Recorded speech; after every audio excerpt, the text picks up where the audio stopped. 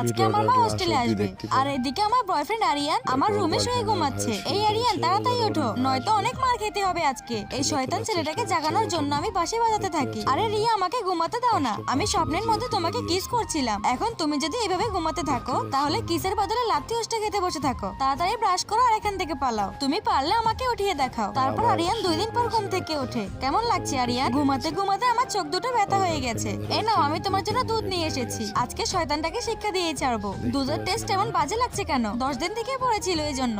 তোমার এত বড় সাহস কি করে হলো নষ্ট দুধ আমাকে খেতে দেওয়ার? এখন তো আমার পেটের 12টা বাজবে। তুমি তোমার পেটের চিন্তা বাদ দাও। দুধে বিষ দূর করার জন্য আমি সেখানে অ্যাসিডও মিশিয়েছিলাম। ওই দেখো ওইদিকে কি। তারপর রিয়া আমার পেটে ঘুষি দিয়ে দেয়। রিয়া, তুমি পেটনির মতো আচরণ কেন করছো? বেবি, তুমি একদম চিন্তা করো না। এখন তোমার পেটে ব্যথা থেকে শুরু করে শরীরের সব অসুখ দূর হয়ে যাবে। আমাকে ইচ্ছে মতো ধোলাই করার পর রিয়া আমাকে রেস্টুরেন্টে খাবার খেতে নিয়ে যায়। বেবি, তোমার মশলা পছন্দ না? তাহলে আরেকটু মশলা দিয়ে দেয়। এটা থেকে কত